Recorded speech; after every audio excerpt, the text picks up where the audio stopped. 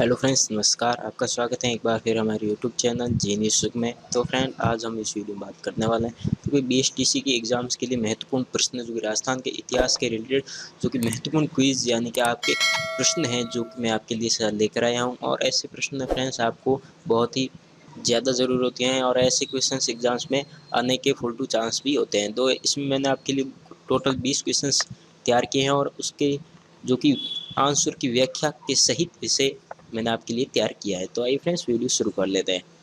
तो friends, video शुरू करने से पहले आप अभी तक हमारे यूट्यूब चैनल पर नए हैं और इसी प्रकार के न्यू बीएसटीसी एग्जाम्स के लिए न्यू वीडियोस देखना चाहते हैं तो वीडियो के नीचे सब्सक्राइब बटन पर ओके कर दें, पास में बेल आइकन पर भी क्लिक कर लें जिससे कि हमारे जो भी न्यू वीडियो होगा उसका नोटिफिकेशन आप तक पहुँच सकेगा।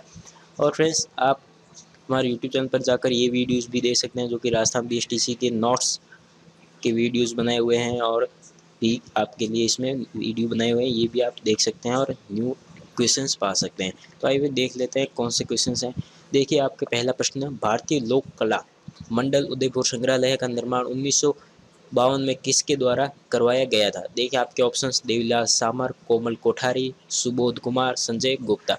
देखिए, इसका आंसर आपके देवीलाल सामर ने जिसने इसकी निर्माण करवाया था। देखिए, इस संग्रहालय का निर्माण 1952 में देवीलाल सामर द्वारा करवाया गया था। यह बाल कठपुतली समारोह का आयोजन होता है। यहाँ लोक धर्मी कलाओं का एक प्रसिद्ध केंद्र भी प्रारंभ किया गया है। यहाँ शिल्पहार का निर्माण भी किया जाता है।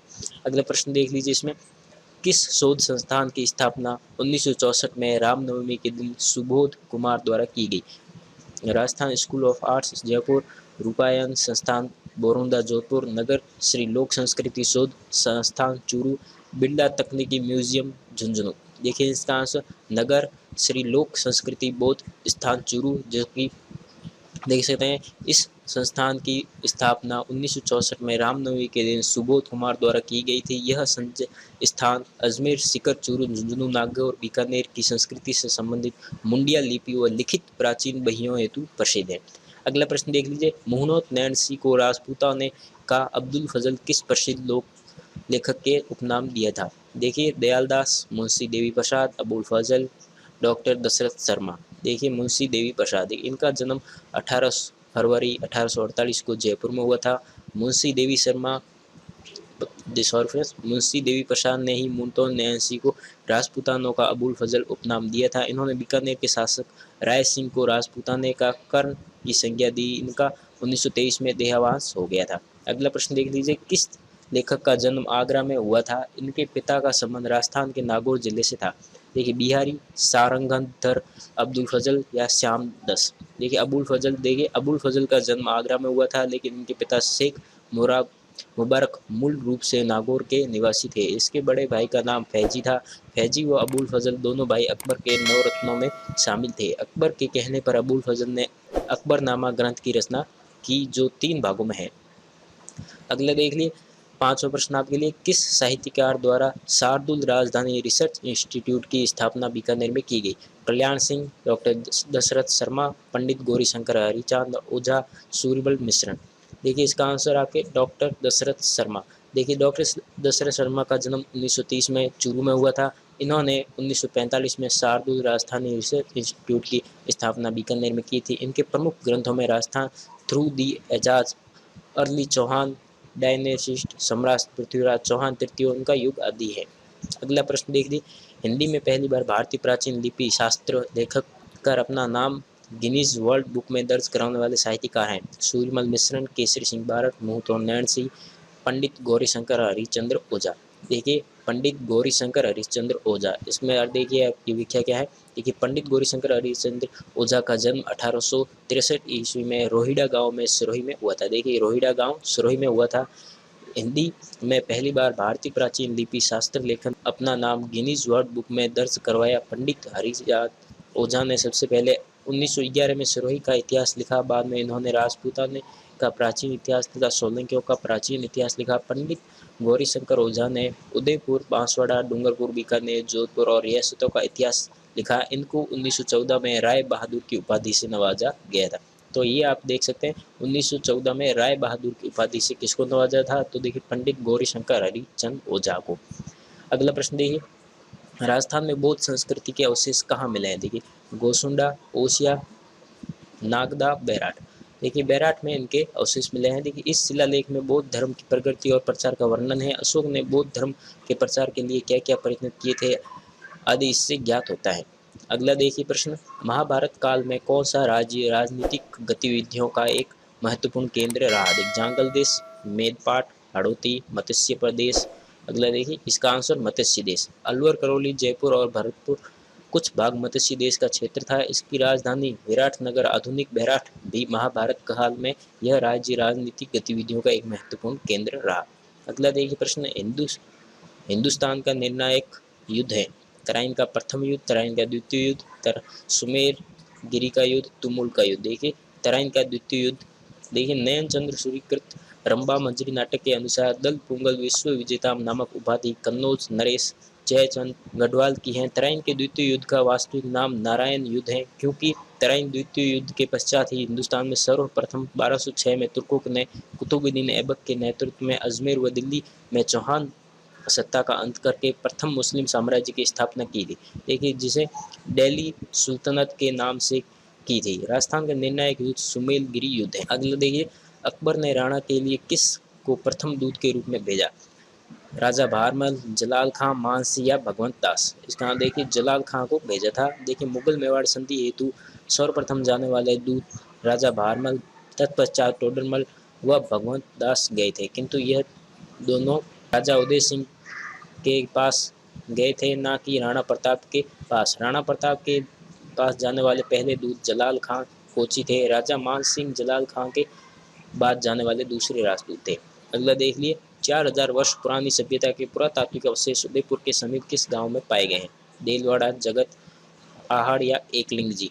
इसका देखिए आंसर आहड़ में। देखिए इस संस्कृति को तांबे और औजारों का केंद्र होने के कारण ताम्रवती नगरी भी कहा जाता है।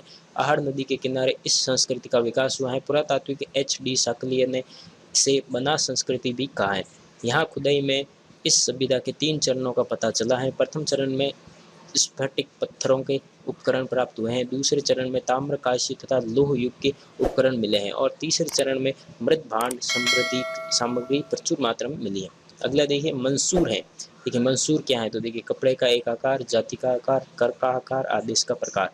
आदेश का प्रकार, यह एक प्रकार का शाही आदेश होता था जो कि बादशाह की मौजूदगी में शहजादे द्वारा जारी किया जाता था। उत्तराधिकारी युद्ध के समय शाहजादा औरंगजेब ने अपने हस्ताक्षरित शाही आदेश जारी किए, वही मंसूर कहलाए।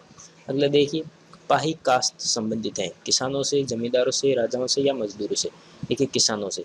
जिन किसानों के पास अपने गांव में कृषि भूमि नहीं थी, वह अन्य गांव में कृषि भूमि प्राप्त करते थे। ऐसे किसानों को पाही काश्तकार कहा जाता है, अर्थात किसी दूसरे गांव में आकर खेती करने वाला कृषक पाही कहलाता था।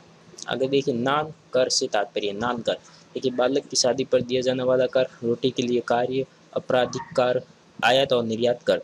देखिए आपराधिक कर हैं जो कि ये कर हैं। देखिए अगला, अडसट्टा संबंधित है। देखिए जोधपुर, उदयपुर, जयपुर, बीकानेर, ये सभी राज्य किससे संबंधित है? तो देखिए जयपुर राज्य। देखिए अडसट्टा जयपुर राज्य की भूमि संबंधी रिकॉर्ड हैं जो तोजी वर्कों के रूप में है, जिसमें उदयपुर राज्य के जयपुर राज्य के परगनों में जितने मौजे थे उनकी भूमि, पैदावार आदि का विवरण मिलता है। अगला देखिए प्रश्न, मध्यकाल में शायर दरोगा कहलाते थे। चुंगी कर वसूलने वाले अधिकारी, राजस्व कर वसूलने वाले अधिकारी, धार्मिक कर्म करने वाले अधिकारी, शांति व्यवस्था स्थापित करने वाले अधिकारी। देखिए इसका आंसर चुंगी कर वसूलने वाले अधिकारी। देखिए शायर दरोगा परगने में चुंगी कर वसूली करने वाले अधिकारी होते थे, जिनकी नियुक्ति राज्य करता था। इसकी सहायता के लिए अमीन होते थे। अगला देखिए मुस्तरका। देखिए मुस्तरका क्या है? तो देखिए आदिवासियों की प्रथा, भूमि का प्रकार, गायन शैली, भोजन का एक भाग। देखिए भूमि का प्रकार है।